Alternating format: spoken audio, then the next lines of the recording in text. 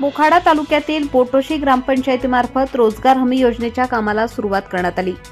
या शुभारंभ कार्यक्रमात सरपंच ॲडव्होकेट तुकाराम पवार यांनी उपस्थित राहून कामाचे उद्घाटन केले।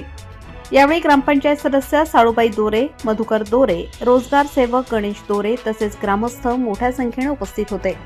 ग्रामस्थांच्या सहभागामुळे कार्यक्रम उत्साहात पार पडला। रोजगार हमी योजना ग्रामीण भागातील लोकांना रोजगार उपलब्ध करून देण्यासाठी महत्त्वाची ठरत असून या कामांमुळे गावाच्या विकासाला गती मिळणार आहे। प्रतिनिधी रघुनाथ गांगुर्डे, मोखाडा, पालघर।